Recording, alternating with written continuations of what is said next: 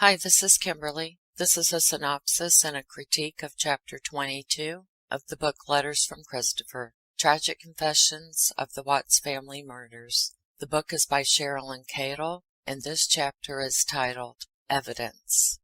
Good gracious, land sakes alive, I've been told I have a potty mouth, and yes, I do. I remember as a kid and a teenager dropping naughty words as kind of a test and to get a reaction out of my parents. You know how that goes. And my mother would say in her British accent, "Kimberly, that's rude. Rude, rude, rude." And then she would try and stifle a laugh at me. We all know when naughty behavior is rewarded with a laugh, it encourages it. So, naturally, it became a habit, and people are still laughing at me, except for those who are offended by me.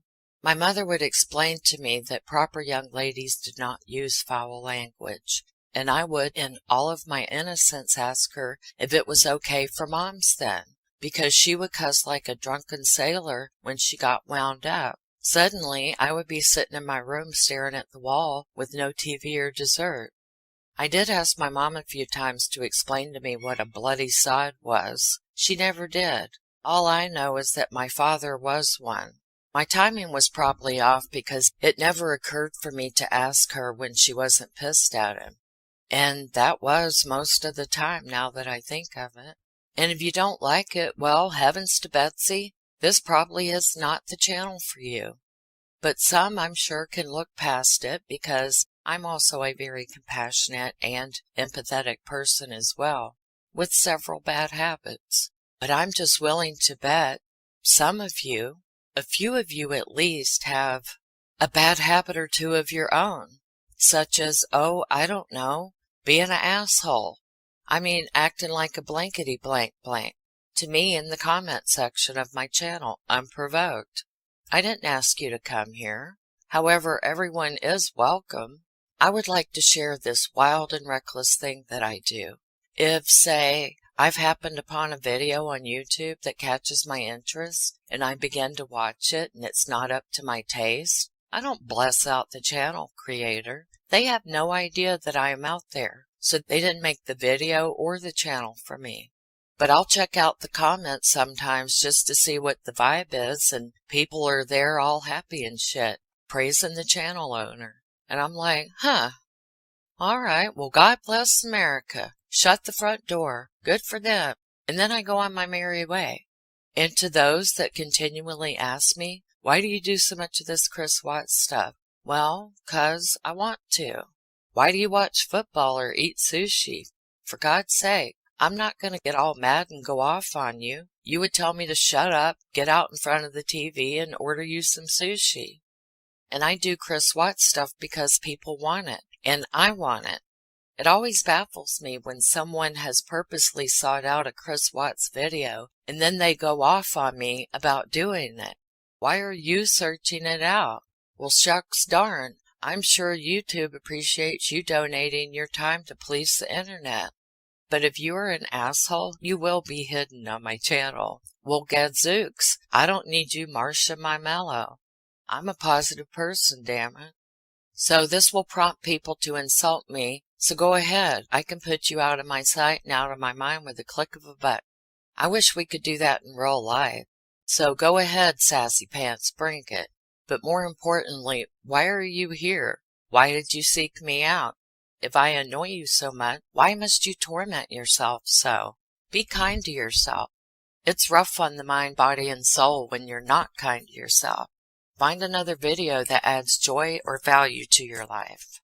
I have fibromyalgia, and negativity can definitely send me into a flare. I'm not kidding. Just the same as if I overdo it or if I've had a long patch of gloomy and cold weather. And I guess if we're being fair, one could say that I've done this with 𝐤𝐥𝐻's book. I sought her out. I didn't go along my merry way, but I bought the damn book, and I didn't expect this. And I'm neck deep in it now, so what do you want me to do? I don't give up. I don't give up my bad habits, and I'm damn sure not going to quit this. Fiddlesticks. Just look at me babbling on when I have a chapter to review. We all know where this is going. I am now used to picking out a string of words in the chapter and search and discovery to see who the scribe copied from this time. Today's string of words were blue star latent blood stain. It led me to CBI Crime Scene Analysis 𝐷𝐸𝐞𝐿's report on a search of the Watts family home. I will read this following the synopsis and critiquing of 𝐂𝐥𝐻's book. He also details scene observations and scene processing of Survey 319 and of the vehicles. Please let me know in the comments if you would like me to read those in another video. The chapter begins with this, quote, as the authorities were putting together a case, they did several searches of Chris and Shanann's house. The following is the account of the Frederick Police Department officers who helped with one of those searches, end quote. Right away, a fuck up. At the top of the report that she copied from, it says in all caps, mind you, quote, Colorado Bureau of Investigation, Forensic Services Division, end quote. For God's sake, if you're going to write true crime, you need to get all your facts and shit tidy and straight. Double check, triple check. I mean, if this was her only screw up in the book, I would have assumed it was a simple error. But this is straight up apathetic. She was composing text for publication, and I feel like she has done a disservice to this gentleman by not getting his rank, title, and place of employment correct. His words are clear to the reader. They're fluid, they're precise, and he follows the rules of the English language. At least you kinda sorta gave him credit. For those that would like to look it up on their own, it's Discovery pages 809 and 810. I am still on the first paragraph and boom, two things have already stopped me in my tracks. She says, quote, the detective, end quote, and while yes, Detective Baumhover was there and worked with crime scene analyst 𝐷𝐸𝐞𝐿, the scribe is given an untrue account of what happened. Again, not giving Mr. 𝐂𝐿 credit. I mean, damn, if you're going to copy and paste just so you can change around a couple of words, make sure you maintain the integrity of the document. The CBI is a government organization, so that would make his report a government document, correct? Please, make sure you understand what you're talking about. I think you understand, but no, you don't. This is the sentence I'm going on about. Quote, the detective was told to photograph the residence, utilize blue star latent blood stain reagent on areas alerted on by the canines, and then assist with the collection of any evidence located in the residence, end quote. Discovery page 810 states, quote, Detective Baumhover and I agreed that I would photograph the residence, utilize blue star latent blood stain reagent on areas alerted on by canines, and then assist with the collection of any evidence located in the residence. I, of course, being CBI crime scene analyst 𝐷𝐸𝐞𝐿. If one can't pay attention to detail, one has no business doing true crime books. People feel betrayed when they pay for your book. They're all excited about reading it, and then they get into a debate with someone, say on Facebook, and they are laughed out of a private group because you don't know what you're talking about. And you're like, but I read the book. And she was on Daily Mail and everything, as they slowly shut the door in your face. Let's resume. And again, it is word for word, except for where she fucks up. Except for where she makes a blunder, trying to make it sound like her words and then loses the meaning. But it is word for word copy and paste. Again, shocker. So, part of the CBI report is describing the layout of the house, which was already done in another chapter when the canines were searching. So this is just a filler. If you're going to copy and paste it, it's not necessary to use the entire thing. It is for them, though, because they have to be detail-oriented. This man has not been in the house before. He's noting his observations. This is redundant, Mrs. 𝐂𝐿. I mean, she uses several paragraphs on this, and it is just being described as if we have no idea. It's already been described in the book. Mrs. Scribe now calls him a police officer. I just don't like it when someone has worked hard to obtain a position and a title for their career and people are dismissive of it. Where this gentleman has used I in his report, 𝐂𝐡𝐢𝐥𝐻 deleted it and called him first a detective and then a police officer. And yes, those are respected positions as well. I get that. I'm not demeaning them at all. Just why am I getting this impression from her that it doesn't matter and that it's all interchangeable? It's not. It matters. For one, there's a chain of command. In years of hard work and studying to obtain their chosen profession that they put their heart and soul into. It's not an easy profession to choose. They do this because they do it for the greater good. They want to serve, and I just don't like it when police officers and agents and all of that, they don't get the respect that is due to them. So that's a whole another video one day. I found a sentence that baffled me. Quote, some of the stains on the shear, according to the coroner's report, was that it was makeup, end quote. So another typo. It should have been sheet. I get that. Typos happen. But I can't find evidence of this anywhere. Let me read it again, and I'll use the correct word that I know she meant, which was sheet. She said, quote, some of the stains on the sheet, according to the coroner's report, was that it was makeup, end quote. Again, I can't find this anywhere in the discovery. Do coroners identify stains on items from a crime scene? I Googled this, actually. I spent way too much time away from this task looking it up. But don't they have people for that? I don't think the coroner himself or herself identifies stains. I could be wrong. I spent way too much time trying to research this statement, so if you know about this, please leave it in the comments. I'm very interested to know. But one must strive for thoroughness and accuracy when writing nonfiction. So I want to know if this was an embellishment on her part or if it was fact.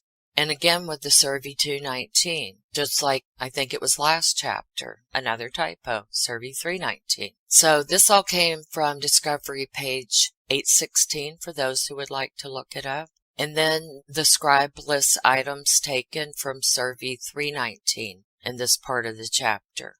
She then goes on to Officer Ivan Perez on Discovery page 109. She tells us the clothing items collected from Shanann, t-shirt, bra, and underwear. She went on to say, quote, it was placed in the same dry locker as the bra and underwear, end quote. I don't think we give a shit about that. I know I don't. When are we going to get to more of these letters from your pal Christopher? And then she lists swabs taken at the autopsy. Even that Palmer swabs were taken, meaning the hands, the palms, and that swabs were taken from the car. Big deal. This is boring page filler. And yes, it's all part of the discovery, but we want the tea. You insinuated you were going to spill it, and that's what we all came here for.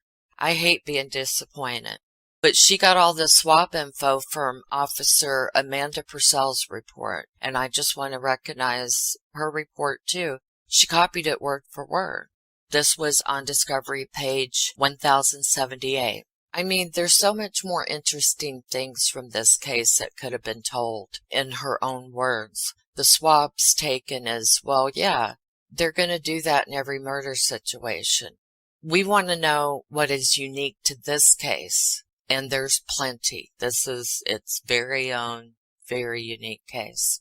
So there's really no sense in summarizing this chapter. I will just read the real documents. This way you won't be confused with the wrong facts, because she does provide a few incorrect things here in this chapter.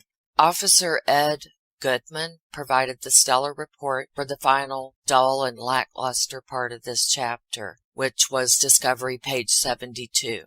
By the way, there's another typo. The report from Discovery page 72 says that the report time on that was 8:50 p.m. 𝐂𝐡𝐢𝐥𝐻's book says 8:59 p.m. She says that's what time Shanann's white Lexus was towed, and it's wrong. It was 8:50 p.m. So please stay tuned if you'd like to hear me read the corresponding discovery documents that are this chapter. And that will be the end of this video. I will pick up with chapter 23 in the next one. Much love and peace. Thank you for listening. 𝐸𝐻𝐻 discovery, pages 809, 810, and part of 811. Colorado Bureau of Investigation Forensic Services Division, Crime Scene Report, Initial Narrative, Initial Information. On Tuesday, August 14th, 2018, at approximately 2300 hours, Colorado Bureau of Investigation Crime Scene Analyst David Yoakum was contacted by CBI Crime Scene Manager David Maloney and requested to respond to 2825 Saratoga Trail in Frederick, Colorado at 0600 hours, Wednesday, August 15th. To assist with the processing of a residence in which 3 family members had been reported missing by their family and friends. After the Saratoga Trail scene was processed, I was notified at 1630 hours on August 15th by CSM Maloney to respond to a remote location in Ogden, Colorado, to process the scene where the missing persons had allegedly been taken to and disposed of. On Monday, August 20th, CSM Maloney requested I respond to 241 Oak Street in Frederick, Colorado, to assist with the processing of 2 vehicles that belonged to the suspect in this case. The vehicles potentially had been used in transporting the deceased bodies of the 3 victims from the residence. Scene investigation, 2825 Saratoga Trail. Upon my arrival at the residence at 04:45 hours, I met with Frederick Police Department Detective Dave Baumhover and Officers Wally and Perez. According to Detective Baumhover, the house had been searched with the consent of the owner, Chris Watts, on at least 3 different occasions. The searches were conducted by members of the Frederick Police Department and included canine searches from cadaver dogs. According to Detective Baumhover, the house had been searched with the consent of the owner, Chris Watts, on at least 3 different occasions.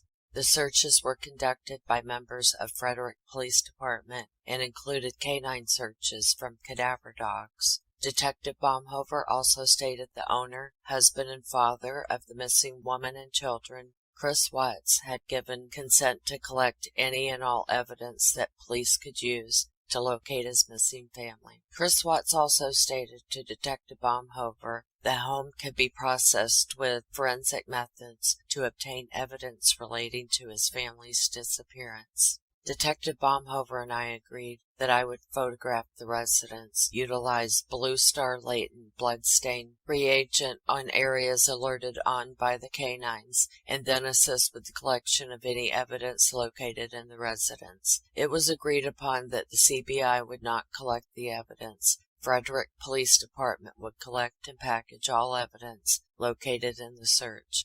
According to Detective Baumhover, Chris Watts had been living in and accessing the home prior to and since the disappearance of his family on Monday. Scene observations. The neighborhood and home is located within a newer residential area consisting of large single-family homes. 2825 Saratoga Trail is a 2-story single-family residence located on the south side of the street with the front doors facing north towards Saratoga Trail. The home has 5 bedrooms and 4 bathrooms, with office space, an unfinished basement, and a 3-car garage. Upon entering the front door, there is a living room and dining room. To the left is a staircase that leads to the upstairs bedrooms, laundry, and loft area. Near the staircase that leads upstairs is a hallway that runs to the east side of the house. The hallway provides access to the basement stairs, a bathroom, utility room, garage entrance, and an office. On the south side of the residence is a full kitchen, eating area, and additional family room.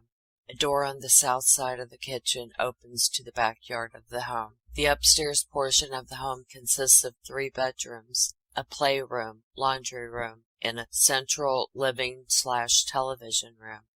The home is in like-new condition, with no visible signs of damage, and was clean and organized. A walkthrough of the home showed no signs of forced entry at all basement and first-floor windows. No doors appeared to have been forced or damaged. Scene processing. Photos were taken of the scene. Blue Star latent blood reagent was applied to all bathroom fixtures, tub, shower, sink, toilet, which resulted in no signs of chemiluminescence. Blue Star was also applied at the locations where the searching canines had alerted: mudroom by the garage and the top of the basement stairs. In the hallway to the mudroom, no signs of chemiluminescence were observed in these areas as well. Prior to testing, positive and negative presumptive tests were done with expected results. While assisting with the search of the home, I observed in the kitchen trash bed sheets and pillowcases. The sheets and pillowcases were grayish in color, with numerous small light blue, green lavender colored squares on the sheets. The bedding was buried beneath the other items of trash. Further examination showed the sheet to be a flat sheet and 3 matching pillowcases. Stains were observed on the sheets and pillowcases. The bedding from the kitchen trash was collected by Frederick Police Department. Throughout the home, several electronic items and clothing were located and collected by Frederick Police Department. CBI cleared the scene on Saratoga Trail at 10:45 hours on August 15, 2018. No evidence was collected by CBI. Much love and peace. Thank you for listening.